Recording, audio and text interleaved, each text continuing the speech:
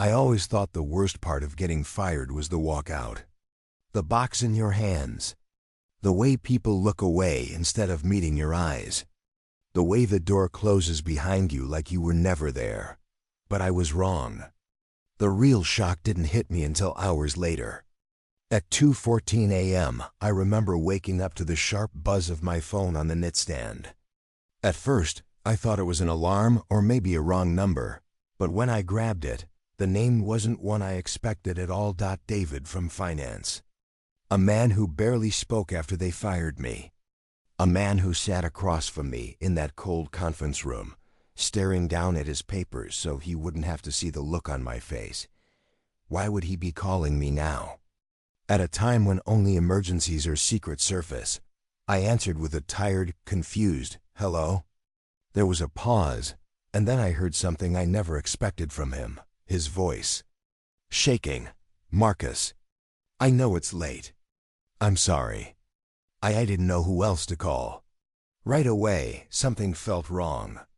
David was always calm, always controlled, the kind of guy who measured his words like they cost money.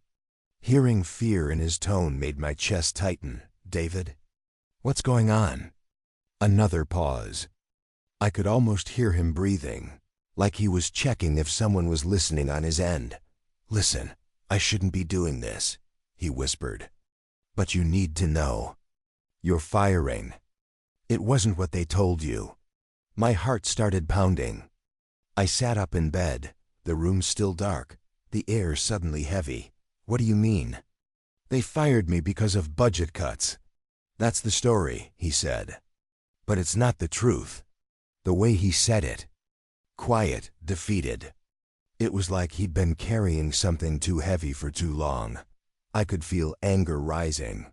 Not loud anger, but the quiet kind that starts slow and sharp. 12 years at that company. 12 years of loyalty. And now some stranger's whisper in the middle of the night was telling me everything I believed might be a lie. "David, just tell me," I said. "I need to know." He sucked in a breath like he was about to jump off a cliff. "They didn't fire you because of cuts," he said. "They fired you because of what's coming. Something big. Something they didn't want you near." I froze. "What's coming? What are you talking about?" Silence. Then, his voice dropped even lower. "Marcus, you were never supposed to hear this." My stomach sank. My whole world felt like it tilted sideways, and before I could ask another question, before he could explain the danger, the secret, the betrayal hiding behind my firing, he said 7 words that changed everything. "They didn't lay you off. They removed you." And then the call went dead. I used to think I could sense when trouble was coming. You know those little signs at work. The quiet hallway. The strange looks. The sudden closed-door meetings, but nothing prepared me for the day. They fired me. It was 2:07 p.m. on a Wednesday. A normal day. I was in the middle of reviewing a production report when a calendar notification popped up on my screen. Meeting with HR Conference Room 4. Mandatory. Conference Room 4. The one with no windows. The one people whispered about. The one nobody walked out of smiling. I tried to convince myself it was routine, maybe paperwork, maybe a quick check-in. But the moment I opened the door, my heart knew the truth. 3 people were already inside. Christina, the HR director. David, the finance controller, eyes glued to the table. And Mr. Stone, the coup, sitting like a judge waiting to announce a sentence. "Marcus," Stone said, motioning to the chair. "Thank you for coming. Thank you for coming." The kind of line that sounds polite but feels like steel. I sat down. Feeling the room press in on me. Christina cleared her throat. Her hands folded so tightly, it looked painful. "There's no easy way to say this," she began. "Due to company-wide restructuring and budget cuts, we are eliminating your position effective immediately." Budget cuts, restructuring. The words felt empty, like they'd been used too many times to mean anything real. 12 years. 12 years of overtime, late nights, emergency calls. Holiday shifts gone with 2 sentences. I blinked, trying to understand. My position? Eliminated? I just led the operations recovery project. We saved the company almost $1 million last quarter. Stone nodded like he was performing sympathy instead of feeling it. Double quotes, yes, and we appreciate your service. But these changes are necessary as we move into a more efficient phase. Efficient. A word used when people become numbers. David still couldn't look at me. His silence hurt more than their words. Christina slid a folder across the table. Careful not to touch my hands. This outlines your severance agreement. If you sign today, everything will be processed quickly. That was it. No conversation. No warning. Just a decision they had made long before I walked into the room. And then, the final insult. A quiet knock at the door. Security. A man with a badge and soft eyes stood waiting to walk me out like I was a danger. Not a man who gave more to this company than he ever took. I packed my belongings slowly, almost in a daze. My favorite mug. A couple notebooks. A photo of my daughter holding her graduation cap. 12 years reduced to a box that felt lighter than my disappointment. As I walked through the office, people avoided my eyes. Some pretended to work. Some stared at their screens like they were afraid my fate might be contagious. No one said goodbye. No one said a word, and as security pushed open the front door for me, I knew one thing for sure. A company I gave 12 years to couldn't even give me 5 minutes of honesty. When I walked through my front door that evening, I felt lighter and heavier at the same time. It's strange how losing a job can make you feel both empty and overloaded, like someone pulled the floor from under you, but filled your mind with 1,000 questions. Angela, my wife, was sitting on the couch wrapped in a soft throw blanket. She looked up with worry already in her eyes, like she had felt the shift in the air before I even arrived. What happened? She asked gently. I didn't sugarcoat it. They fired me. The words felt unreal even as I said them. I'd repeated them in my head 100 times on the drive home, and each time they hit me a little harder. Angela stood, walked over, and placed her hands on my arms. Marcus, oh my God, why? What did they say? Budget cuts, I said, with a half laugh that wasn't really a laugh. Restructuring, efficiency, you know. The usual corporate poetry. Her eyebrows pulled together. But that doesn't make sense. Not after everything you did this year. I know, I said. And that was the problem. None of it made sense. We sat down together, and she listened as I told her everything. The meeting. The cold faces. The severance folder. The security escort. The silence from people who once trusted me. When I finished, she just shook her head slowly. Marcus, something about this isn't right. And she was right. Because the more I replayed the day in my head, the more the cracks began to show, like the closed-door meetings I'd walked past for weeks. The or whispers that suddenly stopped when I entered a room. The awkward smiles from upper management. The way Stone never greeted me anymore. A man who used to pat me on the back every Friday. And the strangest thing of all, a month earlier, HR had asked me to update my personal files, which they never did unless a promotion or a major change was coming. But instead of excitement, everything around me grew quiet. Too quiet. Angela squeezed my hand. You've worked there 12 years. They don't throw someone like you out in 10 minutes unless there's something they're hiding. Her words hit me harder than the firing itself, because deep down, I already knew she was right. Why fire someone with strong performance? Why refuse to discuss alternatives? Why rush the severance signature? Why make sure I left the building immediately? Why, now? I leaned back on the couch, staring at the ceiling as the truth started to piece itself together in my mind. Angela, I whispered. Voice low, it doesn't add up. And as the room fell silent, One thought pulsed through me, slow, sharp. Impossible to ignore. Something about this firing didn't fit at all. I kept replaying that 2 a.m. call in my head. David's trembling voice. His warning. Those last 7 words before the line went dead. But the next evening, he called again, this time whispering like someone might hear him through the walls. "Marcus, I shouldn't be doing this. But you deserve to know."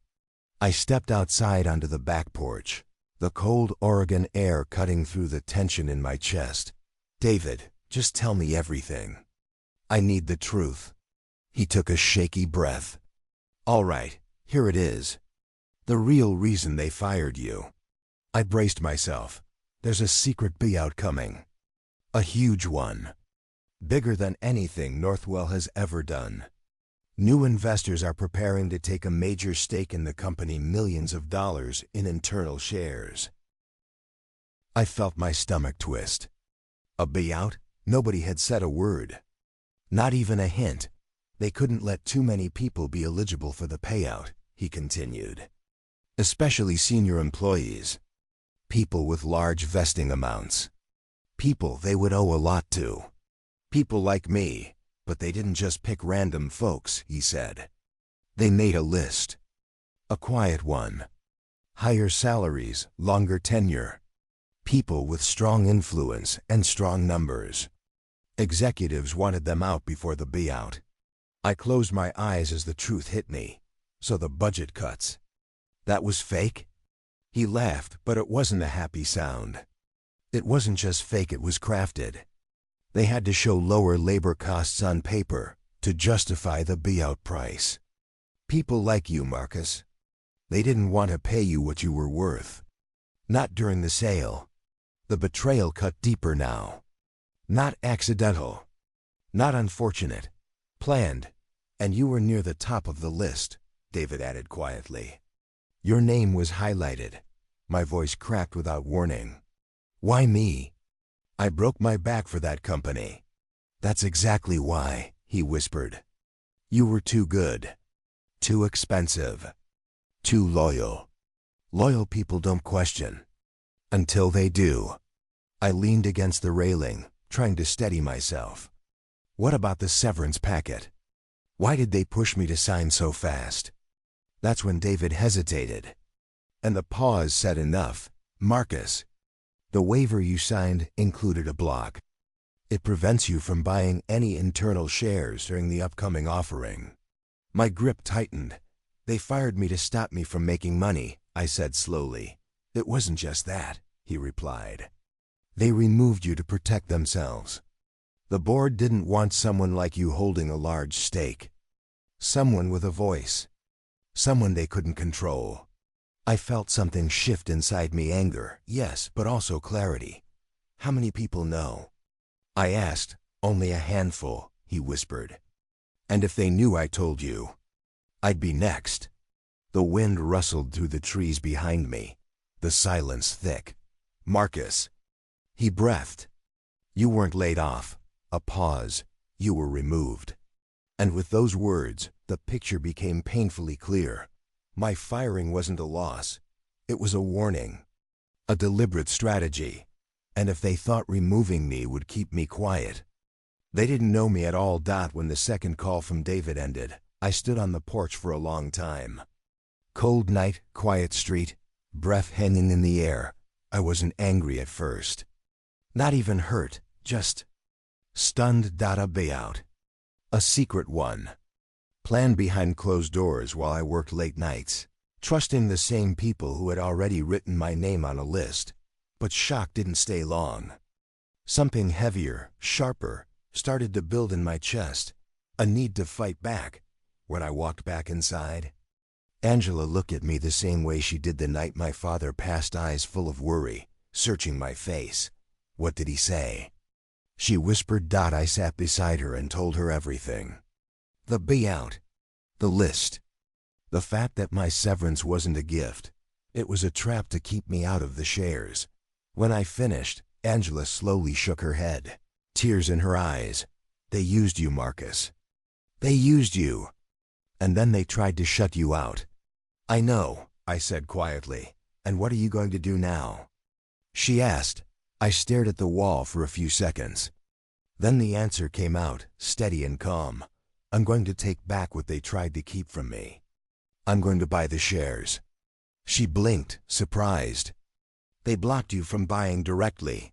Then I won't buy directly, I said. There's always another way. For the first time since my firing. She smiled, the kind of smile that says she believes in me, even when I don't believe in myself.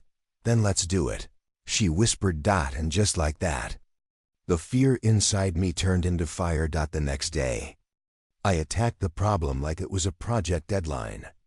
Laptop open. Coffee steaming. Dozens of tabs filling the screen. Corporate bylaws. State regulations. Shareholder rules. Investment structures. I read everything. Every page. Every line that executives hoped people like me would never look at. Hours passed.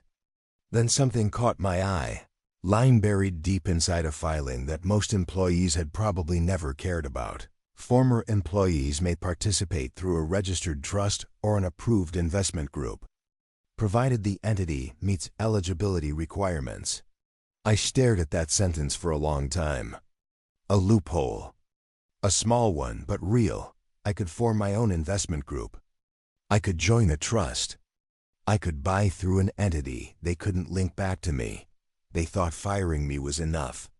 They thought blocking my name on paper would stop me. They thought I'd go home, stay quiet, and disappear from their world. No, not this time, because that night, one thought kept echoing in my head. They planned their buyout. But now, I was planning mine. The more I dug, the more I realized something. Northwell wasn't just hiding a buyout.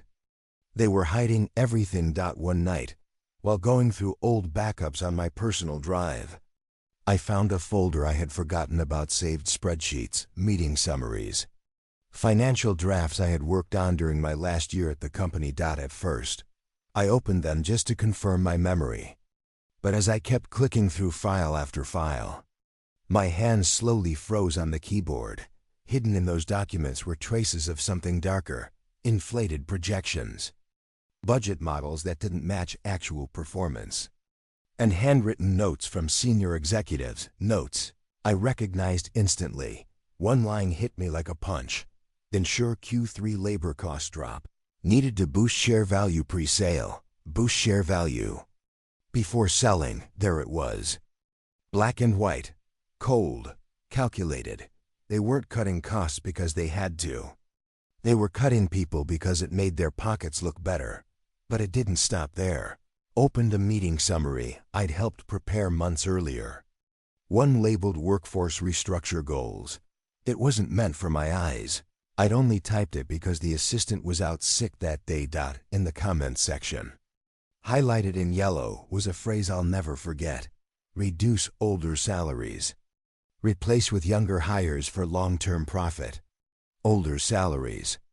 Like me.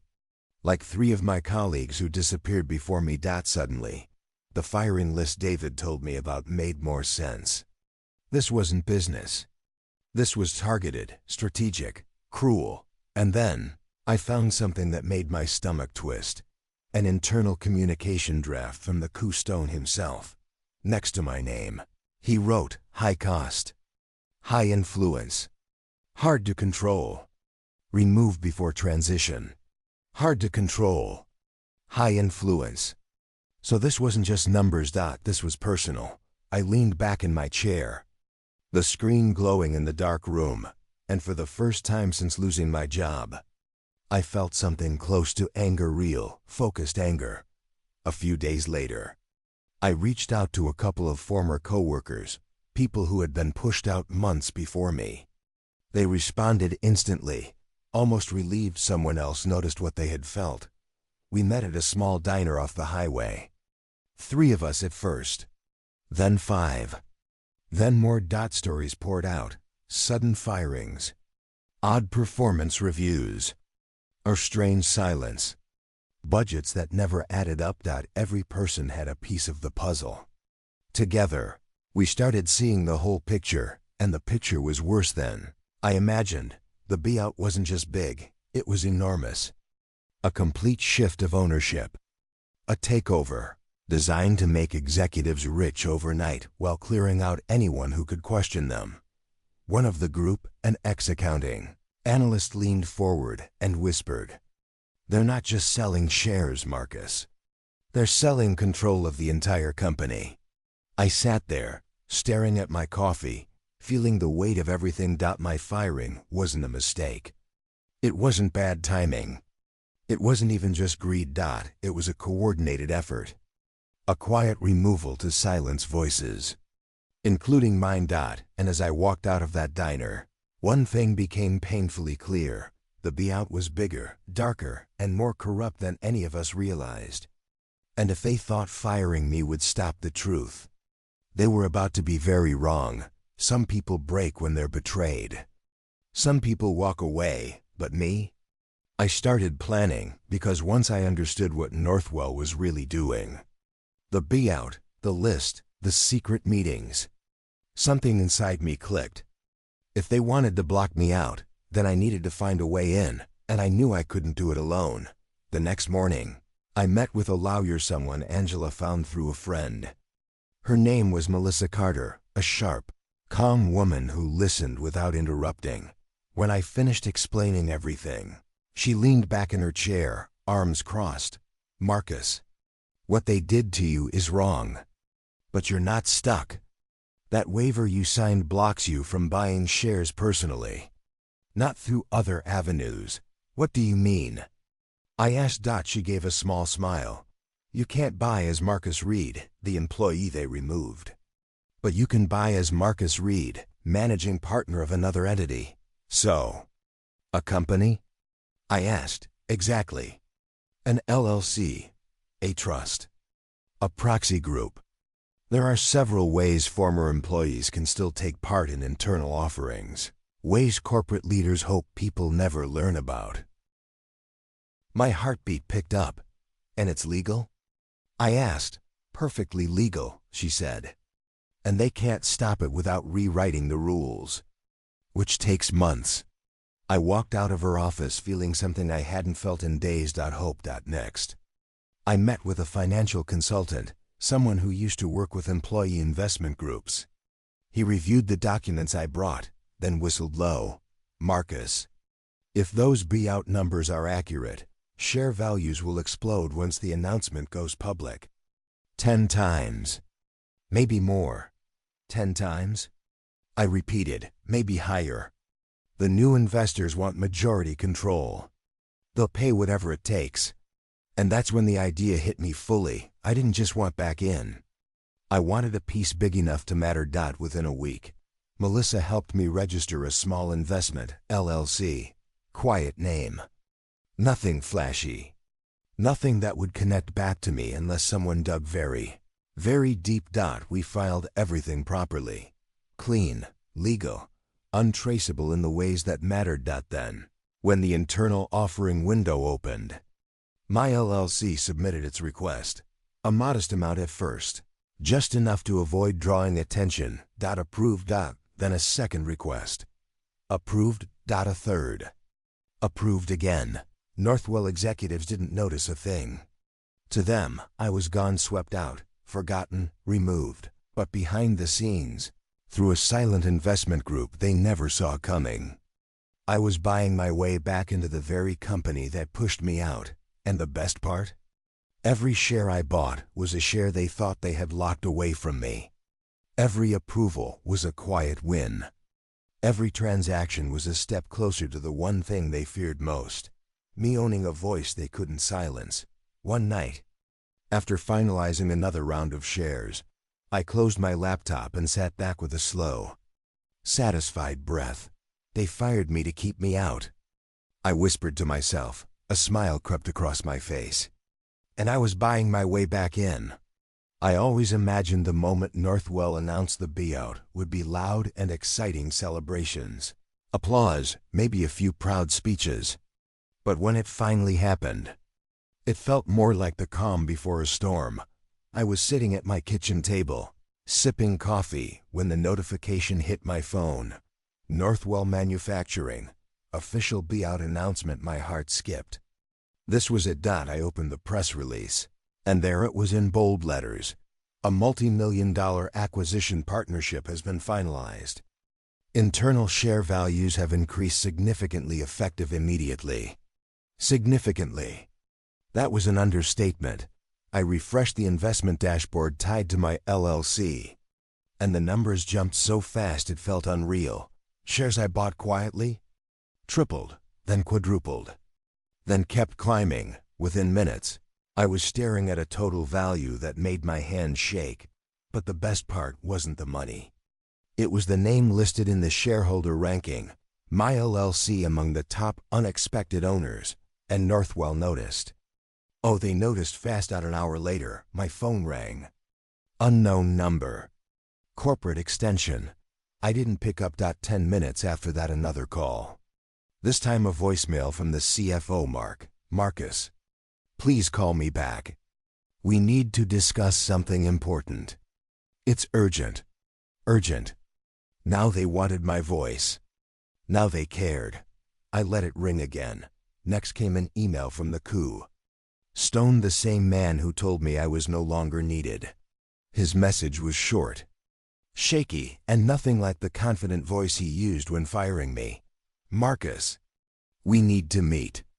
Please respond at your earliest convenience. Earliest convenience. Interesting choice of words. I responded with 3 words. I'm not interested. I thought that would be the end of it. But the real explosion happened the next morning. The board reached out. Not the executives. The board. Mr. Reed, we've received concerning information regarding the recent restructuring and personnel decisions. We'd like to speak with you. I agreed. During the meeting, I didn't hold back. I laid out everything. The manipulated budgets, the hidden lists of older, higher-paid employees, the plan to inflate numbers before the sale, coordinated terminations, the severance waivers designed to silence people, documents showing their real intent. Silence filled the room. You could feel the board's shock through the screen. One member finally spoke, Mr. Reed. This is serious misconduct. Another said, we will begin an emergency internal investigation immediately. And they did. Within 2 weeks, everything unraveled. The CFO was suspended. 2 senior executives submitted unexpected resignations. Stone, the coup, was removed from his position pending review. The same man who told me I was too expensive was escorted out, just like he had done to me. The company tried to keep the details quiet, but employees knew. They always know when power shifts behind the scenes. As I watched the news unfold, one thought stayed with me. They fired me to keep me out. And I ended up owning a piece big enough to take them down. Justice doesn't always arrive loudly. Sometimes it arrives one quiet document, one quiet share, one quiet truth at a time. When the smoke finally began to clear, I realized something strange. The revenge I had planned wasn't loud or explosive. It was quiet, calculated, and more powerful than anything I could have imagined. Because once the buyout dust settled, once the board removed the people who had turned the company into their personal playground, my shares didn't just rise, they multiplied. Every early investment I made through the LLC, every share they tried to block me from, grew into something far bigger than anything they ever wanted me to have. I sat at my desk one morning, staring at the numbers on the screen, completely still. 12 years of hard work had never brought me this much financial security. But money wasn't the real victory. The real win was the symbolism. They fired me thinking I had no power. They removed me thinking my voice wouldn't matter. Yet here I was, one of the company's largest independent shareholders, with influence they could no longer silence. But the best part of all? The people who helped me, the former co-workers who shared documents, who met with me at diners, who trusted me when they didn't have to. They weren't forgotten. Melissa, My lawyer made sure their names appeared in front of the board's investigation team. Evidence of wrongful terminations. Evidence of manipulated reviews. Evidence of budget excuses used like shields. Within a month, several of them received official letters from Northwell. Offers for compensation. Offers for reinstatement. Offers for fresh opportunities under new leadership. Some accepted. Some moved on. But all of them finally got the respect they had been denied. A few weeks later, I received something I never expected. A handwritten letter from a board member. It said, "Mr. Reed, we deeply regret the way you were treated. Your integrity exposed what many of us had overlooked. Thank you for bringing the truth to light." A day after that, I received another message, this time from the new CEO, a calm, thoughtful man named Edward Lang. He requested a meeting whenever convenient. When we met, he shook my hand firmly and said, "Marcus, we owe you more than an apology. We owe you a chance to return, if you ever want it. Your leadership could rebuild the culture we lost." For a moment, I felt something warm, recognition, maybe even pride. But then, just as quickly, I felt clarity. "Edward," I told him, "I appreciate it, truly, but I'm done fighting for a seat at a table that once pushed me out. I've moved on to something better." He nodded with respect. "Then I hope whatever you build next is extraordinary." And I did build something, not a company, not a corporation. I built a life where my worth wasn't measured by budget cuts or restructuring charts. A life where my voice wasn't something someone could erase with one meeting. Looking back now, my biggest victory wasn't buying shares. It wasn't exposing corruption. It wasn't even taking down the people who betrayed me. My real victory was learning this. When someone tries to remove you, it only means they fear the power you haven't even used yet. If you had told me a year ago that losing my job would be the best thing that ever happened to me, I would have laughed. Back then, getting fired felt like the end of everything. My career, my confidence, my purpose. But now I see it clearly. Sometimes life doesn't break you. Sometimes it pushes you toward the path you were meant to take. Because what Northwell did wasn't just cruel, it was a lesson. A harsh one, yes, but a necessary one. They showed me how easily loyalty can be twisted. How corporate greed can turn good people into targets. How trust can be broken by a few leaders chasing personal gain. But here's what they didn't see coming. Evidence beats excuses. Patience beats panic. And strategy beats betrayal. When they tried to silence me, they didn't understand who they were dealing with. I'm not loud. I'm not dramatic. But I pay attention. I take notes. And when someone crosses a line, I don't shout. I think, and that's exactly what saved me. After everything settled, I asked myself what I wanted next. A new job? A fresh start in another company? No, I wanted something bigger. Something mine. So I started a small consultancy, helping employees and small businesses navigate corporate structures, ethically, smartly, and with a clear understanding of their rights. I began teaching people how to protect themselves, how to document the truth, how to push back with facts instead of fear. At first, it was just a few clients. Then more, then referrals. Soon, I had built something that wasn't just profitable. It was meaningful. And the best part? I wasn't helping companies hide things. I was helping people stand up, people who felt powerless, people who walked into meetings not knowing what was coming, people like I once was. Every story they shared reminded me of that cold conference room, that rushed severance, that security escort waiting outside the door. And every success they had reminded me that justice doesn't always come through anger. Sometimes it comes through knowledge, through planning, through quiet determination. Looking back, I don't regret what happened.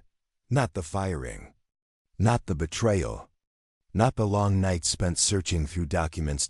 Because those moments shaped the life I have now a life where I'm respected on my terms, where no one controls my voice, where I help others find theirs. If you're listening to this and you feel stuck or scared or small, remember this: you are not powerless. You are not trapped. And you are not finished.